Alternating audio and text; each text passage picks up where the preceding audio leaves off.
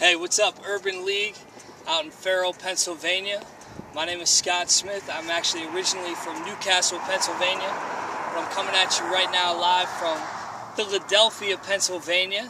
It's the night before Martin Luther King Day. It's actually technically after midnight. So happy Martin Luther King Day to all of you. I'm really excited about the celebration that you're having. I wish I could be there with you, but unfortunately I moved to Philadelphia 2 weeks ago, so this is going to have to suffice.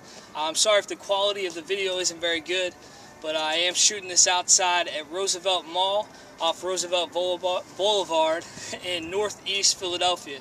So I really hope that you enjoy this. This is a slam poetry, spoken word kind of thing. It's entitled Who? It's a Martin Luther King Day tribute. I think through the poem you'll understand what I'm trying to get at.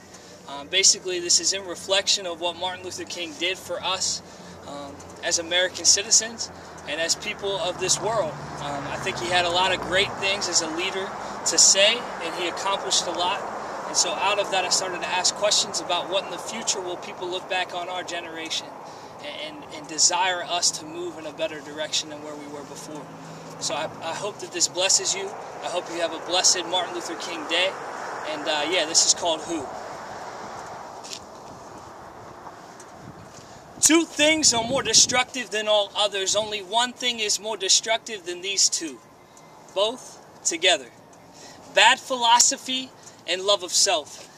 See, if you have bad philosophy but actually love the world around you, you might come up with some weird solutions, be infected with a disease that we call confusion, or write some odd New Year's resolutions, but your life itself wouldn't be a societal pollution. And if you have good philosophy, but you just love yourself more than your brother, well, you'll build your big house with a 3-car garage, live in hedonism, believe in a facade, conquer the land to give your family a bigger yard, all the while the heart you say you love with becomes hard. And even though both of those things separate aren't great, a straw man might argue with only one, you're living a happy fate. But the real issue is when these two things come together to create a diabolical situation. Bad philosophy and love of self creates Germany in the 40s, Rwanda and slavery, discrimination, hatred, rape and deprivation, segregation, Haitian nation, damnation, like you heard on the news. That those people deserve that earthquake? Are we all fools?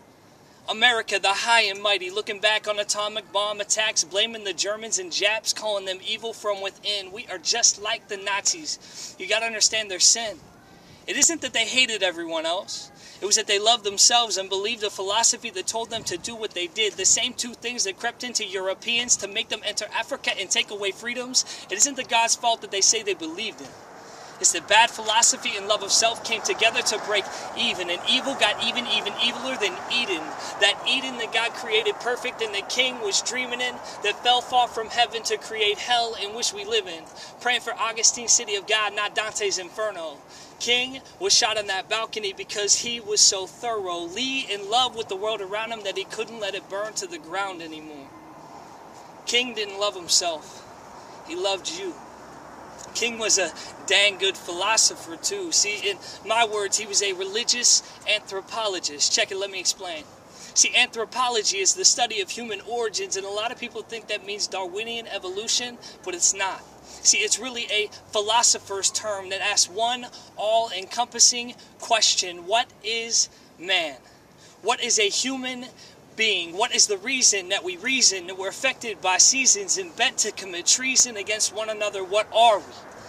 But see, King was too smart for those philosophers. Rather than answer their age-old question, he decided to pose his own, to lead a nation to the confession of their transgressions. Not what is a human being, but who is a human being. See, King wasn't content in being a vent of frustration. He came to write the dictionary of a new racial anthropological language, of which bad philosophy and love of self would be left on the outside, and the cries of widows, orphans, slaves, and victims of all sizes, whose prize would be to be brought into the feast to eat at the table of humanity.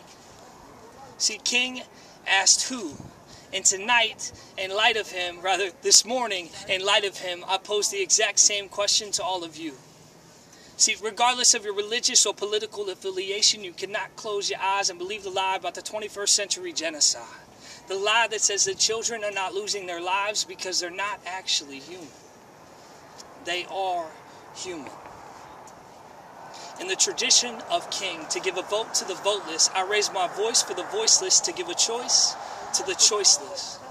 See, I'm amazed at how easily we look back at history, condemn the people of the murder of humanity, their genocides and race-based slavery, and not see our own plight. Tonight, don't read or write until you think about what King might say. If we come back today and see the graves of children who never saw the light of a single day, will he applaud our ways? White children and black children holding hands in the sun can never happen if they're never born.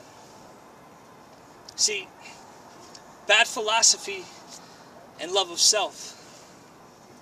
This isn't a march on Washington, as it is a march to your soul. I don't care about voters, YouTube views, and Twitter tweets. I just want each of you to look within and see millions of children who are victims of a sin and ask yourself these two questions. Who is human? And do I love him over myself? Thank you.